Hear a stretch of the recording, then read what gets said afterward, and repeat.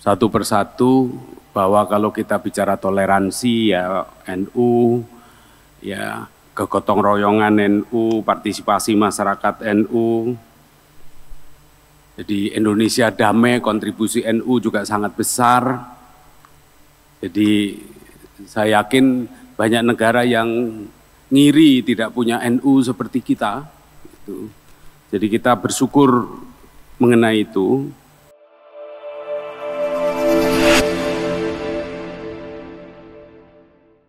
Bismillahirrahmanirrahim. Assalamualaikum warahmatullahi wabarakatuh. Yang saya hormati Rois Am PBNU yang pagi hari ini diwakili oleh Khatib Am PBNU Bapak Kiai Haji Ahmad Said Asrori, beserta seluruh jajaran Suriah PBNU, juga Pak Ketum, Kiai Haji Yaya Khalil Stakuf, beserta jajaran Tanfidiyah PBNU, tentu saja senior saya, bos saya, waktu saya rektor, beliau menteri saya, Profesor Muhammad Nuh. Terus kemudian sebelum saya rektor, wakil rektornya adalah Pak Enu Naim. Jadi ini banyak senior saya ada di sini. Kalau Gus Ketum itu dulu waktu di UGM adik kelas, tapi sebelum wisuda sudah melarikan diri. Jadi beserta pimpinan LP Ma'arif, RMI, LPTNU, Muslimat, dan Bapak Ibu hadirin yang berbahagia. Tadi pagi istri saya terheran-heran, biasanya saya selalu bangun belakangan setelah istri saya. Istri saya, gadis bunga, Gresik, soalnya dari kalau bangun pagi, paling lambat jam setengah 4 pagi. Tapi hari ini itu, saya bangun lebih pagi daripada istri saya. Dia terheran-heran kenapa? Saya bilang saya mempersiapkan PowerPoint untuk acaranya PBNU. Jadi ini PowerPoint kedua yang saya buat serius setelah persiapan sidang kabinet bulan yang lalu.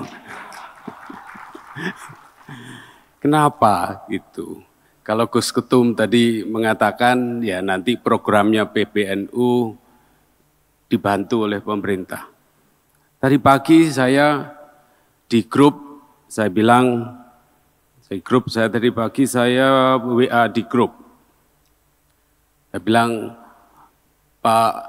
Prof. Ojat, jadi ada deputi baru dari LPTNU juga, Prof. Ojat Darojat, Rektor UT. Saya bilang, Prof. Ojat harus datang. Terus ada tim kami juga yang barusan gabung, Gus Ulun, Gus Ulun juga harus gabung, gitu. Terus saya sampaikan ini tim kami di Kemenko PMK. Terus saya sampaikan ke grup Kemenko PMK. Saya bilang kita datang ke acaranya PBNU karena kita mau numpang pekerjaan tugas-tugasnya Menko PMK dibantu oleh PBNU. Saya bilang, saya tambahi satu kata lagi. Mari Menko PMK nyengklak PBNU. Jadi kalau bonek itu kan begitu ya. Jadi bonek itu nggak bayar loh Gus. Jangan kebalik-balik Gus. Jadi bonek dari Surabaya mau nonton sepak bola di Jogja, itu nyengklak aja Gus kerjaannya. Jadi kami Menko PMK ingin nyengklak PBNU untuk menjalankan tugas-tugas Kemenko PMK. Nah, Kemenko PMK itu kita mengkoordinatori ada 8 kementerian sekarang ini. Ada 8 kementerian, itu ada, mohon maaf saking banyaknya, kurang hafal betul. Jadi ada Kementerian Agama, Kementerian Pendidikan Dasar dan Menengah, Kementerian Kebudayaan, Kementerian Kesehatan, terus Kementerian Perempuan dan Anak, Kemenpora, apalagi, Dikti dan Saintex, ya, BKKBN, Kementerian Kependudukan dan Pembangunan Keluarga. Ini semuanya dekat dengan 2 acaranya PBNU, yaitu hari ini dan pekan depan GKMNU. Makanya saya juga sampaikan sama beliau, Neng Alisa, Neng tolong aku diundang dong gitu. Karena kita mau nyengklak Gus. Terus kemudian kita juga mengkoordinatori lembaga-lembaga seperti Halal, bencana, ya, BNPB, yang jadi bencana itu yang banyak ngurus adalah BNPB dan Mensos, itu yang pertama. BNPB di dalam koordinasi Menko PMK, juga SAR itu juga, nanti juga Kemensos untuk membantu tanggap daruratnya. Itu perkenalan tentang kami tentang Kemenko PMK. Tapi saya juga ingin memperkenalkan diri saya.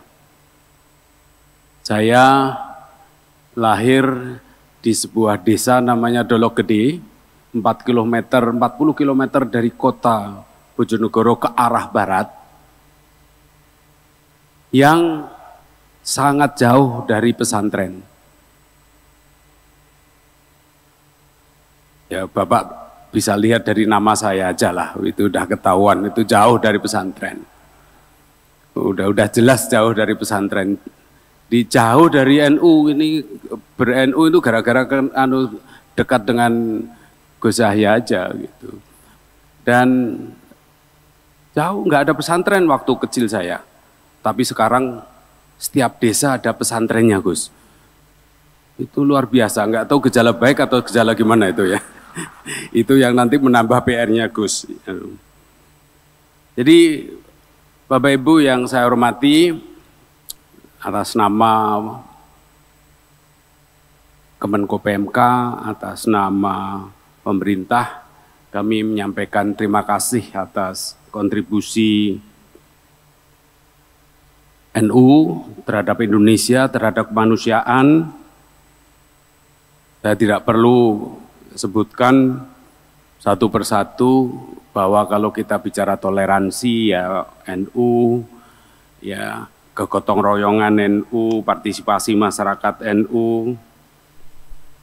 Jadi Indonesia damai, kontribusi NU juga sangat besar.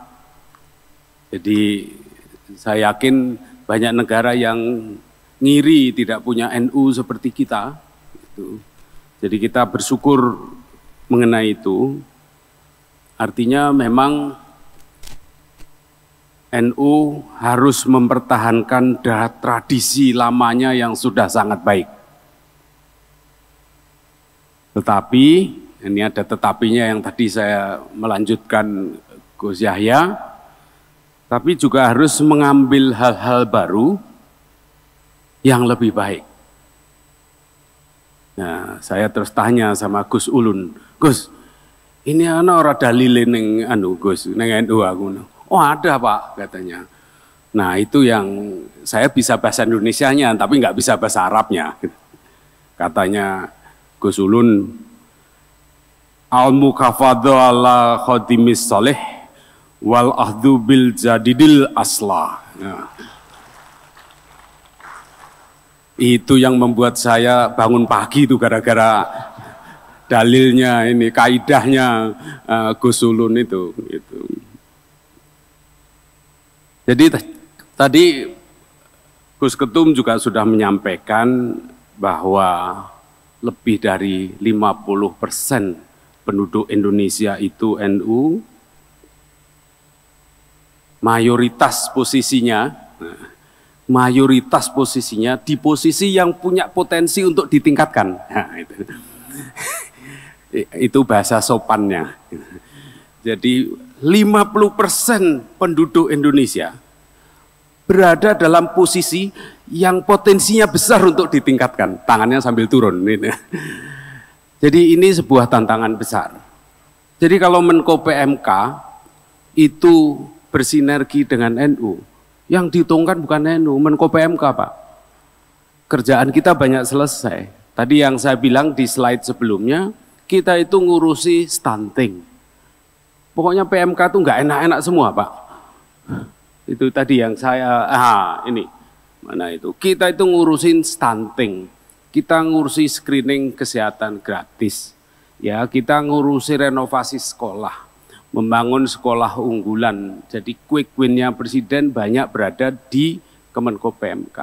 Ada stunting, waduh stunting, itu ada kita. Untungnya Menko-nya itu, ya sebetulnya 3/4 stunting juga, sudah. Jadi saya sering menyebut diri saya ini data PMK. Saya itu data hidup PMK. Apa? Bicara apa? Tidak ada MCK. Iya, saya tidak ada MCK, mandi di sungai saya sampai umur 12 tahun. Saya minum air mentah, ya saya minum air mentah di belik tepi sungai sampai umur 12 tahun. Saya mandi di sungai di antara berseliweran apa itu lalu lalang itu Pak, ngambang gitu ya. Itu saya lakukan saya umur 12 tahun. Saya nggak kenal MCK. Saya kenal MCK ketika sekolah SMP KOS. Baru saya kenal MCK.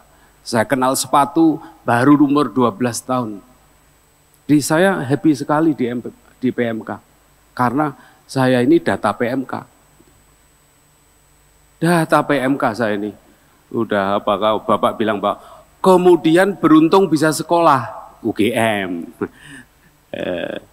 untung, kemudian beruntung dapat beasiswa, sekolah di Inggris, S3 di Australia, jadi dekan, jadi rektor, itu kan data PMK juga, Kemendikti-Saintek.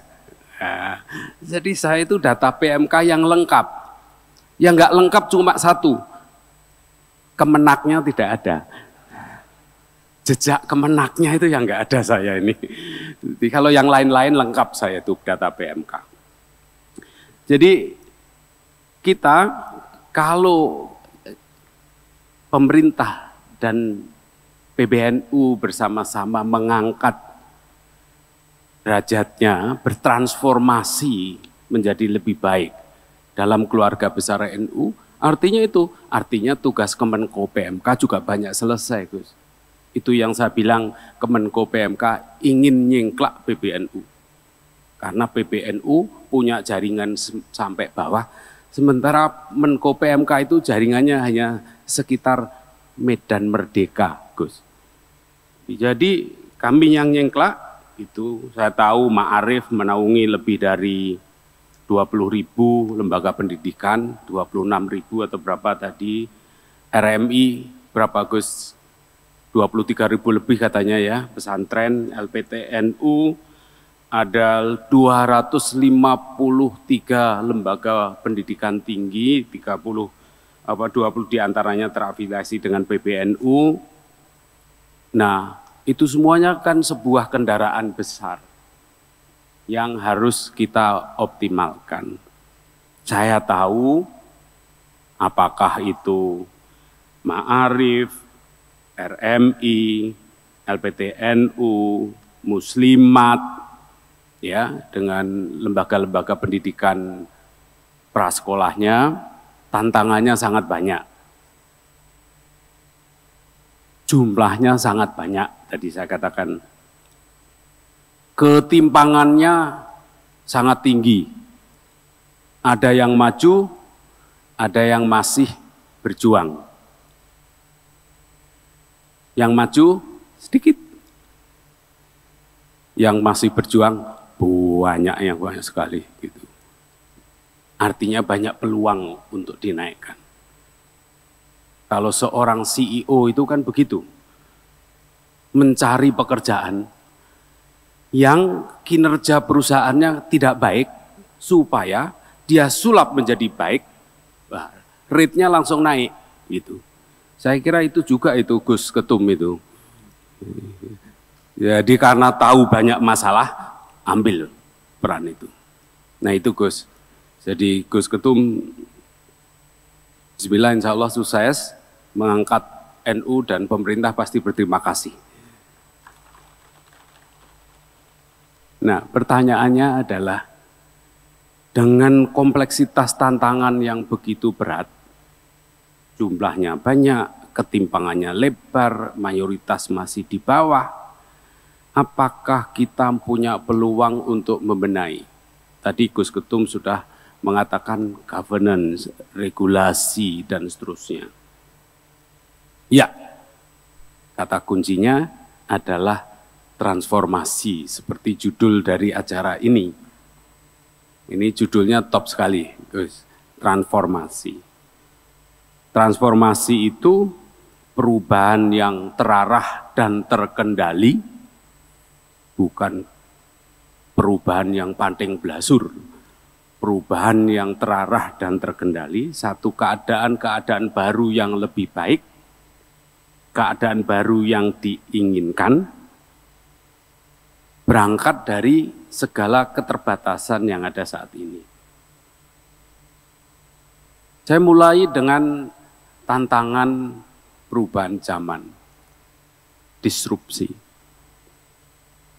Bapak Ibu yang saya hormati, kita sering dengar sudah, ini tantangan di dunia pendidikan tinggi termasuk di UGM juga sangat berat, yaitu disrupsi. Disrupsi di banyak hal, terutama disrupsi di bidang sains tek.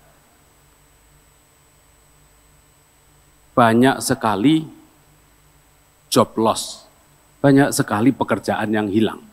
Dulu zaman Gus Ketum itu kuliah di Jogja, tiap pagi, ini kerjaan kami kuliah itu, kalau pagi-pagi itu selalu nongkrong di depan kos-kosan, menunggu tukang koran.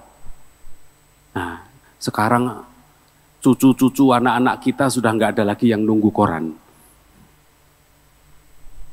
Dulu kalau sudah tanggal 5, kita tunggu Pak Pos kirim wesel. Sekarang nggak ada lagi tuh. Jadi saya kira banyak sekali cerita-cerita. Saya sedih kalau pulang ke Jogja, juga ke kampung saya.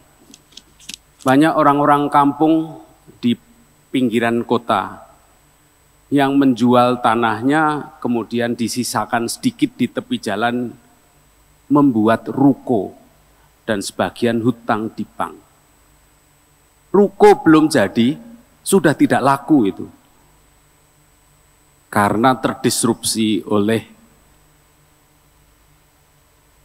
perdagangan online. Banyak sekali disrupsi. Prof. Ainun ngajari akuntan, wah harus lebih advance. Karena banyak sekali pekerjaan akuntansi yang diambil alih oleh aplikasi. Prof. Ova di Fakultas Kedokteran sudah mulai banyak yang berbagai macam aplikasi di mana kita bisa mengukur tekanan, mengukur gula darah kita 24 jam, kita bisa mengukur detak jantung kita, dan seterusnya. Diambil alih, kemudian bisa mulai ada AI, ada advance robotik, dan seterusnya. Poin saya adalah ini tantangan lembaga pendidikan yang berat sekali. Kita mencetak banyak sekali guru-guru ngaji, ribuan guru ngaji, ribuan pesantren. Harus bersaing dengan konten kreator, YouTuber, TikToker, yang bisa punya jangkau jauh lebih luas. Itulah satu tantangan berat yang dihadapi oleh lembaga pendidikan, termasuk lembaga pendidikan NU. Oleh karena itu, ini berangkat dari pengalaman pribadi, karena terima kasih Gus Ketum yang memberikan saya kesempatan untuk punya hiburan di keluarga besar NU. Saya punya beberapa hiburan, karena saya ini kan nggak punya hiburan. Golf nggak bisa, tenis nggak bisa, apalagi ya anak kampung ya nggak bisa. Nah sayangnya ngaji juga nggak bisa, itu yang berat itu. Jadi pertama ini NU harus punya lembaga pendidikan yang bukan hanya berada di abad 21, tapi lembaga pendidikan yang berada di abad 22. Nah, saya ini nggak tahu slide saya tentang apa ini. Jadi lembaga pendidikan yang juga nggak banyak, tapi saya sarankan ada, yang berorientasi pada future studies, yang kuat di STEM. Ini Prof. Noh kan orang STEM, Science, Technology, Engineering, Math. Karena dulu zaman saya, kalau ada mahasiswa, ada cowok kuliah di jurusan matematika, di MIPA, wah itu agak berat, agak sulit cari cewek itu, cari pacar agak berat itu. Karena sudah membayangkan, waduh aku kalau jadi istrinya sarjana matematika, nanti ya artinya jadi istrinya guru SMA. Tapi itu bukan tidak sekarang beda. Sekarang justru matematika adalah engineer yang paling mahal, science tech yang paling mahal, data scientist, ya, jago algoritma, jago AI, dan lain-lain. Justru paling top sekarang. Nah, ini yang kita nggak perlu banyak, tapi harus ada. Nah, saya berterima kasih diberi kesempatan oleh Gus Ketum. Udahlah, untuk punya hiburan bersama-sama bangun UNU Jogja. Jadi UNU Jogja itu sudah 4 tahun berumur, waktu itu belum wisuda. Sebelumnya kita sama-sama cari kontrakan gedungnya Sritek. 4 tahun belum mau wisuda, tapi sudah kesulitan untuk memperpanjang kontrakan.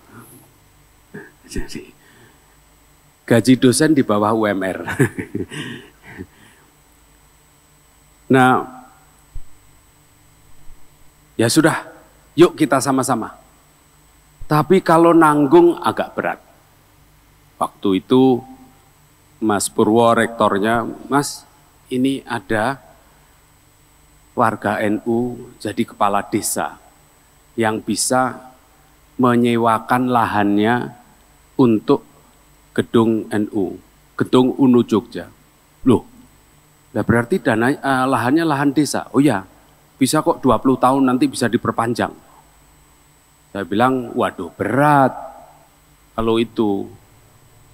Gimana kita mencari pembiayaan kalau lahannya sewa? Ya sudah, kalau saya dipasrai, kami dipasrai, nah, makanya saya lapor Pak Presiden. Pak, ini bukan masalah NU Muhammadiyah. Muhammadiyah itu sudah punya 3 universitas besar di Ring Road. NU 1 aja Pak di Ring Road, Pak. Oh ya Pak, bantu. Makanya saya menghadap ngerso dalem, diparingi ini lahan, pokoknya syaratnya kan di Ring Road. 1000 meter persegi, yang penting di Ring Road. Habis itu mengajukan permohonan gedung, disetujui oleh Pak Presiden. Pokoknya kita kerja keras, gedungnya harus 9 lantai. Orang mikir bayar lift, nggak mikir bayar eskalator. Waktu itu, yang penting 9 lantai, Wali Songo, bintang 9. Saya matur ke Pak Presiden, Pak, ini bukan bangun kampus, ini bangun monumen. Bangun monumen. Jadi, alhamdulillah sudah terbangun. Habis bangunannya jadi, furniturnya piye? Jaringan internetnya, komputernya gimana? Pening lagi gitu. Habis itu tim rektorat baru, ya, tim rektorat baru kita masukkan. Ada Mas Widya, Mas Adit dan seterusnya orang-orang profesional yang saya yakin mereka itu saya kira juga darahnya nggak biru lah itu. Ya semoga darahnya hijau. Ya. Jadi teman-teman profesional kita masukkan, kita dapat sumbangan dalam bentuk orang yang sudah bergaji. Jadi Rektorat UNU Jogja adalah in-kind, sumbangan dari pihak luar yang sudah digaji. Jadi UNU memilih orangnya, terus kemudian digaji oleh pihak lain. Karena kalau digaji sendiri ya nggak mungkin.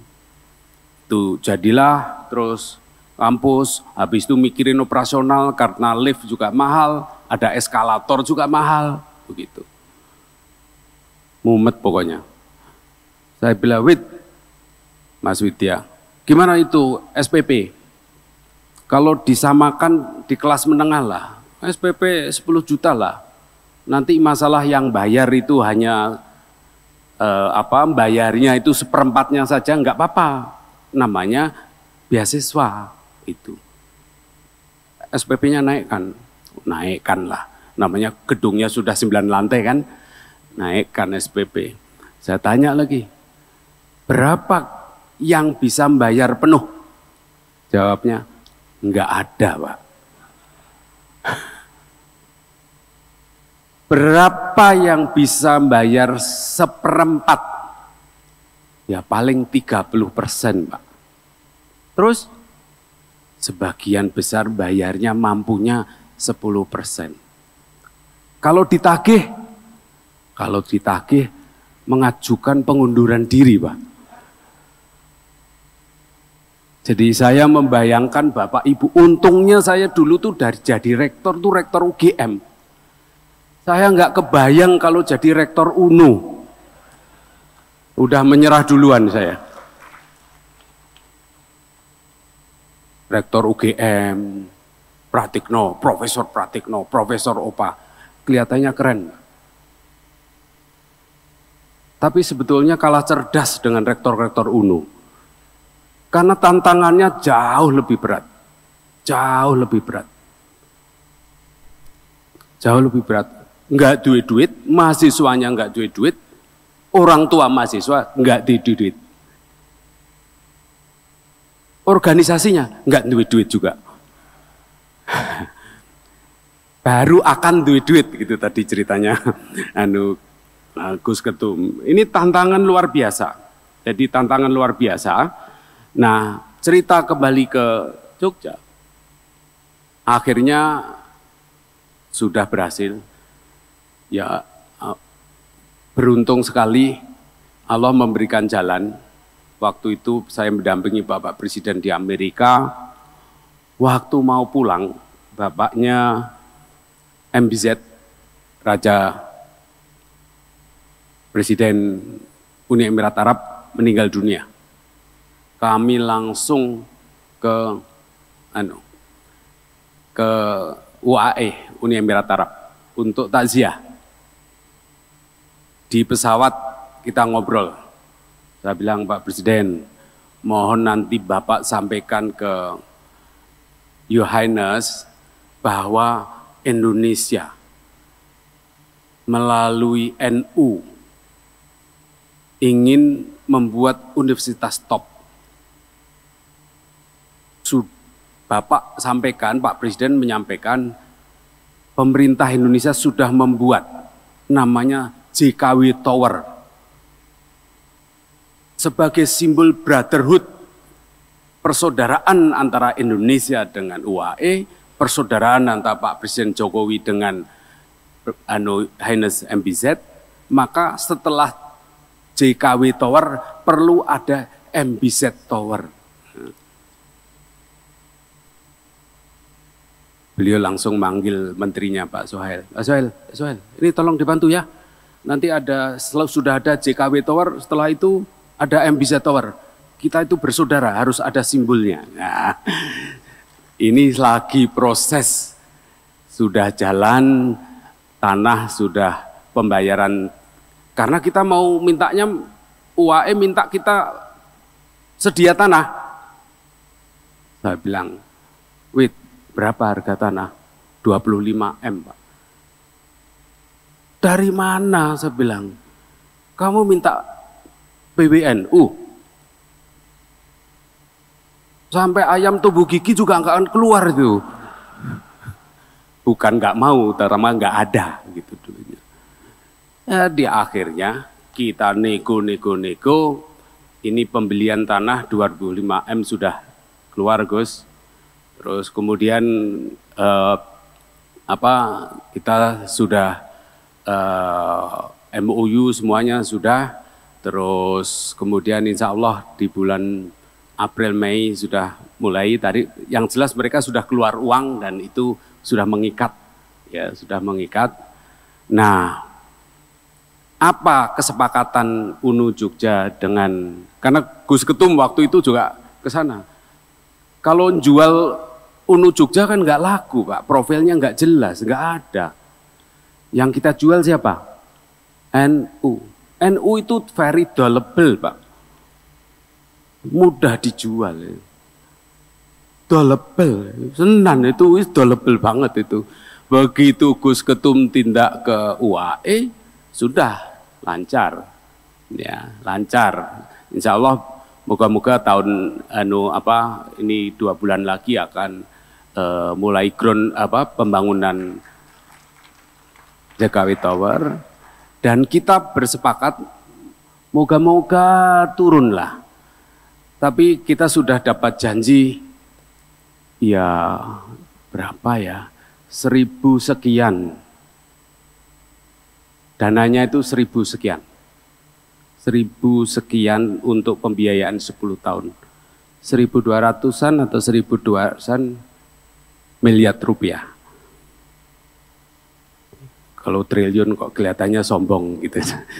Jadi kita sebutnya 1.200-an, 1.300-an miliar rupiah. Doable. NU itu doable gitu.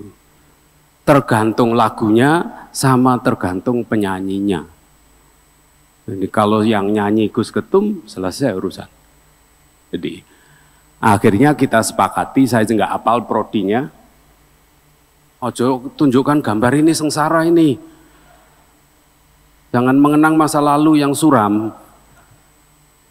Terus mana gambarnya? Yang sekarang? Oh, ini kita buat kegiatan. Mana gedungnya? Sebelumnya? Sebelumnya lagi dari gedungnya? Udah ya tadi ya. Ini wisuda naiknya eskalator. Di UGM belum ada ini.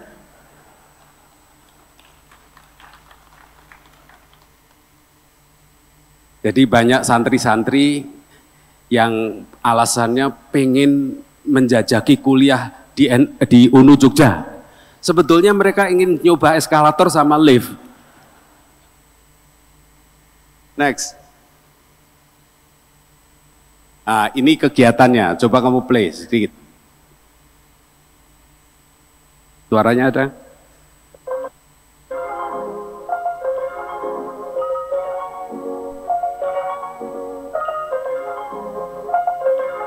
Oh, ini yang pameran seni ini. Saya sangat merasa terhormat telah dilibatkan dan diundang oleh Universitas Nahdlatul Ulama di Galeri Nusantara untuk menyelenggarakan pameran Under the Same Sun ini.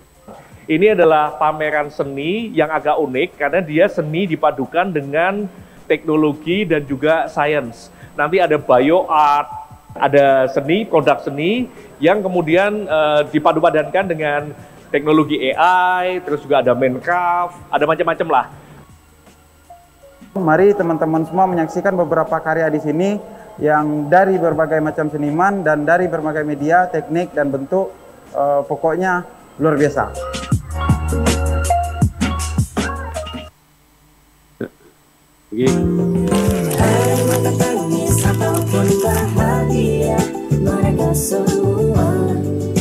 Ini yang tentang AI. Banyak contoh lain. Jadi saya katakan adalah, terus nggak apa-apa, bukan hanya gedung yang kita bangun, tapi kita bangun juga adalah orientasi ke science tech. Walaupun studi Islam, tetapi studi Islam yang memanfaatkan iptek. Sekali lagi, jangan sampai kita mencetak ribuan kiai kampung kalah oleh satu konten kreator. Jadi justru kita ingin memanfaatkan teknologi itu. Tolong slide-nya yang tentang prodi yang kita sepakati dengan UAE. Jadi ini progresnya, kerjasama yang utama adalah Uni Emirat Arab. Kemudian kita sudah menjajaki dengan RRC, dengan Rusia. Ini saya laporkan atas nama Rektorat UNU. Program masternya dengan MBZ Center of Future Studies adalah Food Process Engineering and Technology, Sustainable Critical Infrastructure, Artificial Intelligence and Data Science, Digital Business. Kemudian, nah ini masih ada, Civilization, Istihad, and Looking Forward, Future Studies and Global Innovation. Itulah kesepakatan kita dengan UAE yang dibiayai atas dana Uni Emirat Arab. Ini adalah hasil setelah kita bekerja keras menjual dalam tanda petik nama besarnya NU, dan ini menunjukkan bukti bahwa NU adalah dolable. Regone larang gitu. Kalau dijual mahal, kalau dijual murah ya murah gitu. Ini masalah jualan, ini kan masalah memilih pangsa pasar.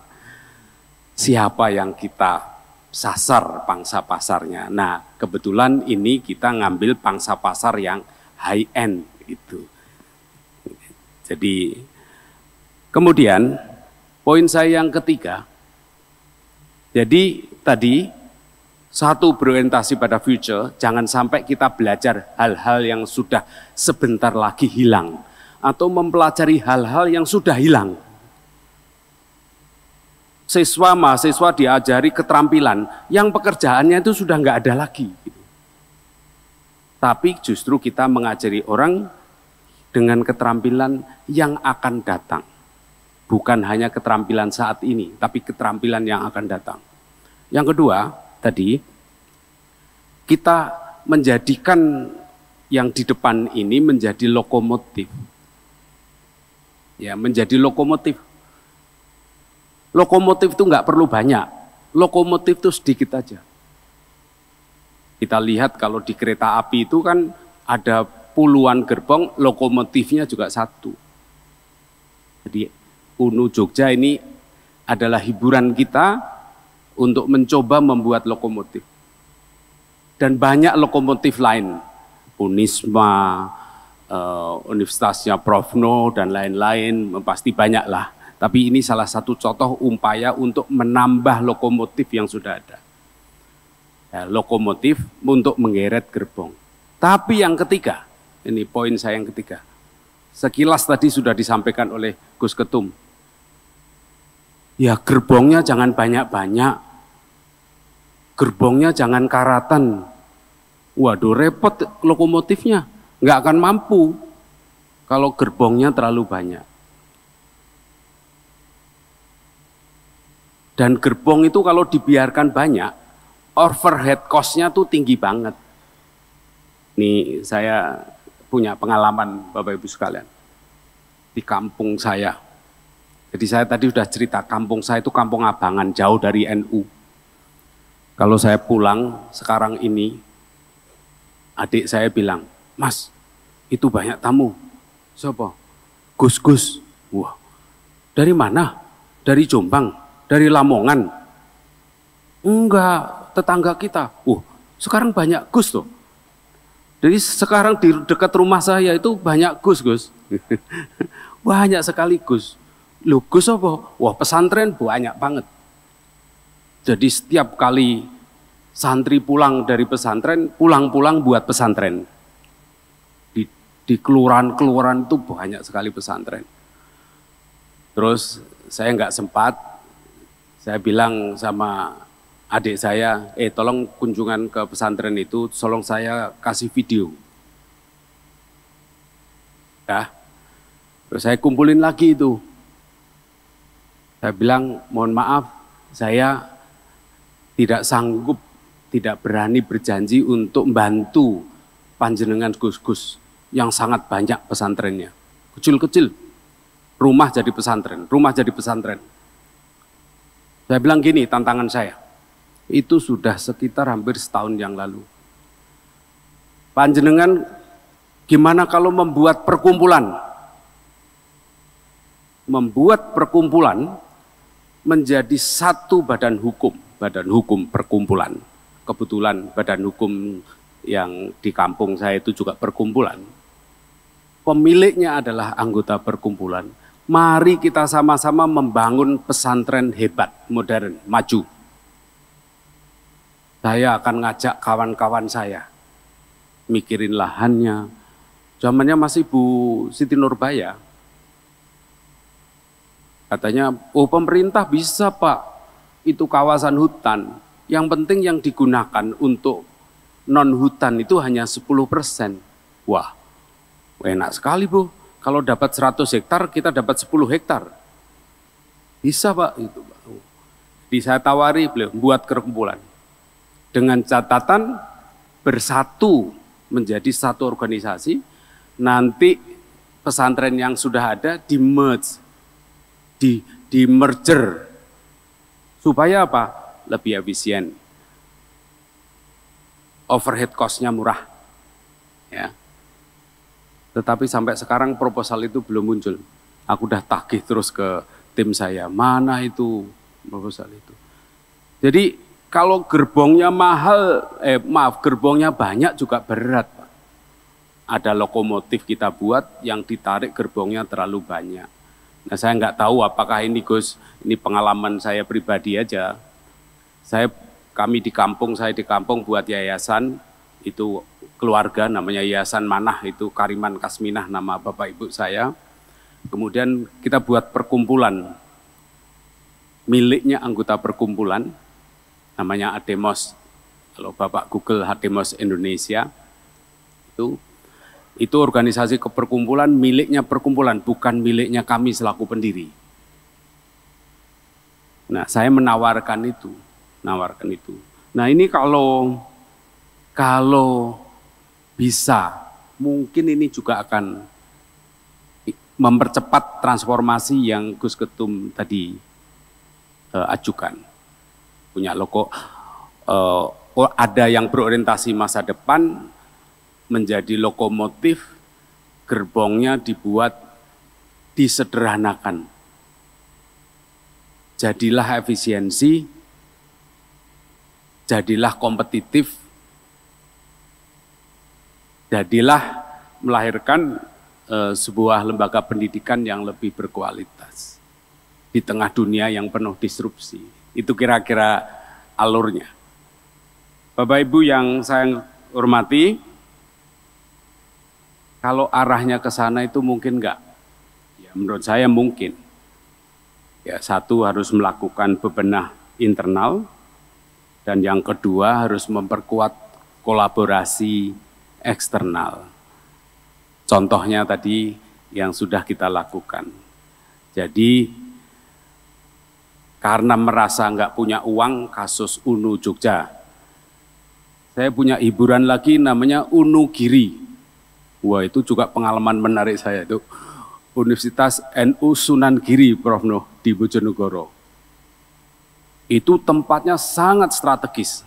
Saya pernah mendampingi Gus Ketum tindak sana. Sangat strategis di jalan utama.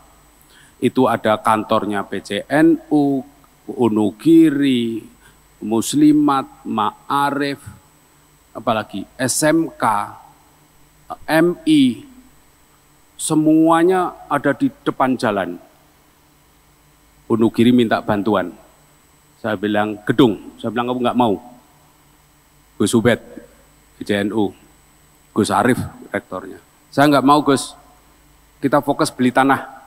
Wah, habis itu kita dengan berbagai upaya membeli tanah sisa di belakang sampai habis. Akhirnya kita punya lahan 5,4 hektar perluasan. Jangan tepuk tangan dulu. Cerita beratnya muncul kemudian. Begitu punya tanah di belakang, nggak ada jalannya. Karena apa? Karena jalannya sudah berjubel-jubel itu.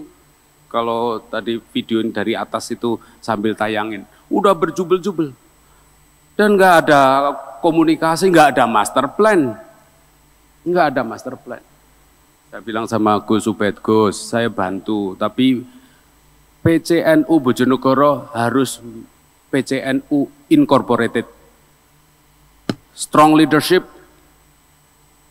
well organized. Kalau saya datang, kita bicara, hanya ada satu juru bicara. Tetapi isinya tentang semua.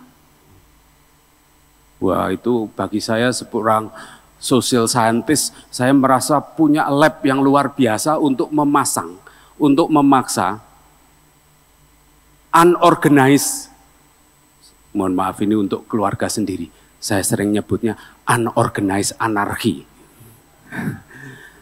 Unorganized ini menjadi lebih organized.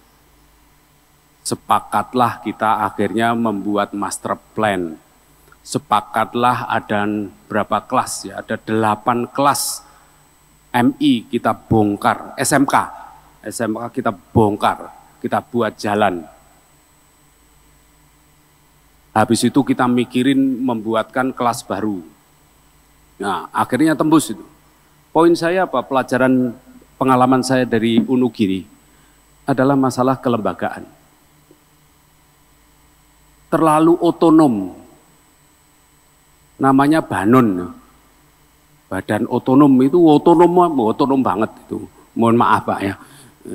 Ini omongane wong Samin jadi ngawur gitu. Wong Bluro kan Samin ya. Otonom, unorganized.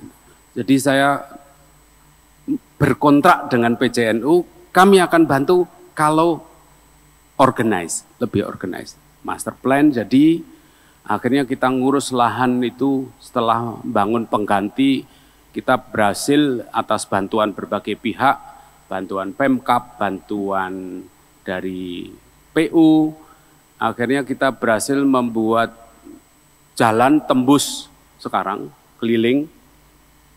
Nah ini yang lama, yang baru, next. Kita tembus keliling jalan, ada, ini logonya sudah kita buatin ini. Tetap ada bola dunia di atasnya, Gus. Ini jebolin 8 kelas ini kita. Nah, terus jalan aspal sudah jadi keliling, kamu sambil play aja nggak apa-apa. Jalan aspal keliling, ada trotoarnya Gus, kemarin waktu kita ke sana belum ada. Ini ada trotoar keliling, ada embung, drainase keliling. Sekarang kami sedang nanam 6.600 pohon sengon, kejar-kejaran itu di kampus. Tapi sudah uruk semuanya, sekarang sudah uruk semuanya. Waktu dia Sunugiri ke 10 yang lalu, kita sudah menyelenggarakan pengajian belasan ribu jamaah karena sudah berhasil kita uruk. Ini video beberapa 2 bulan yang lalu Saya belum sempat ke Bojonegoro lagi untuk membangun, karena ini kan orang pada nggak mau buat jalan, trotoar, embung, drainase, itu kan nggak menarik, orang ketok, nguruk, nggak ketok. Padahal ini habis 18 miliar sendiri di Wonogiri ini. Ini pengalaman hiburan kedua setelah Wonogiri, kita harapkan ya naik kelas lah. Masa kalau jalan saya itu kalau mudik ke Mertua, ke Surabaya, itu wah ono gedung apik, itu mesti nggone Muhammadiyah.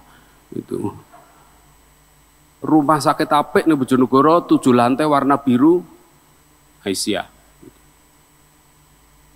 Ngompori Gus.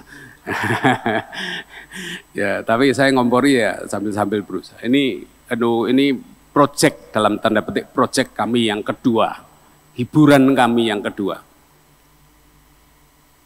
Saya nggak sengaja punya hiburan yang ketiga, pesantren At-Tanwir di Bojonegoro Timur. Pak Yai Fuad Sahal sampaikan ke saya, Pak, di depan pesantren kami itu ada gudang lowo sejak zaman Belanda. Baunya bukan main. Loh, kok ada gudang lowo? Apa, Pak? Punyanya PTPN. Loh, kan gampang. Oh, sudah 34 tahun kita berusaha. Ternyata akhirnya PTPN bersedia untuk dalam tanda petik menyewakan. Kemudian nanti senarionya Pemkab atau Pemprov Bojonegoro akan membeli supaya tidak lewat tender. Kemudian Pemprov menghibahkan kepada At-Tanwir. Sudah dibersihkan oleh PTPN. Sekarang kerjasama bisnis dengan BSI. Karena BSI tertarik, At-Tanwir usianya sudah 92 tahun, punya jaringan alumni sangat kuat. Akhirnya BSI, ya kami menggambarkan ada masjid, ada, oh ini lowonya ini. Bisa di-play untuk menunjukkan lowonya. Ini kita bongkar nih. Di sini ribuan kelelawar. Udah. Nih, enggak, kalau sore ramai sekali gitu. Terus kita sekarang sedang master plan next. Jadi sekali lagi At-Tanwir 92 tahun usianya, punya jaringan alumni kuat, udah double lagi itu.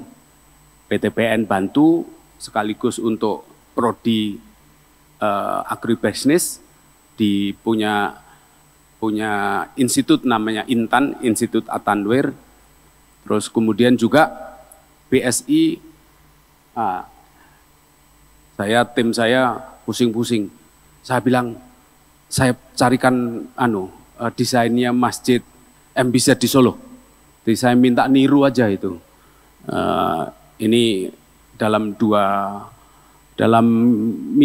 bulan-bulan depan ini sudah mulai, sekarang sudah mulai perataan. Kita akan bangun, ada masjid, ada galeri, museum, ada sentral UMKM, terus pendidikan keterampilan juga untuk Intan, dan sekaligus BSI membantu digitalisasi dan pendidikan ekonomi digital. Itu 3 hiburan saya dan kawan-kawan. Jadi menurut saya peluangnya besar, Gus, untuk transformasi itu. Yang penting memang karena sebetulnya modalitas kita adalah NU yang dolable tadi. Itu dolable-nya kenapa? Besarnya, kontribusinya, posisinya terhadap kebangsaan dan kemanusiaan itu sungguh sangat itu. Jadi yang terakhir, ketika lembaga pendidikan itu naik, orientasinya tinggi, banyak lulusan, kami di UNU Jogja mengorganisir, mensinergikan 124 PCNU dunia. Sudah lama matur sama Gus Ketum juga untuk membuat Global Youth Nahdien Summit. dan memikirkan nanti diaspora Nahdien yang master, yang PhD di bidang STEM itu kalau pulang mau ngapain. Oleh karena itu penting bagi kita juga PBNU untuk memikirkan rumah-rumah kerja, rumah-rumah kewirausahaan, rumah-rumah bisnis, rumah-rumah peluang kerja bagi lulusan-lulusan pendidikan di lembaga NU. Saya kira itu, mohon maaf kalau banyak hal yang kurang berkenan, harap maklum. Ini Cah Ndolo Gede dari Kampung Abangan yang lebih dekat dengan Samin daripada dengan NU.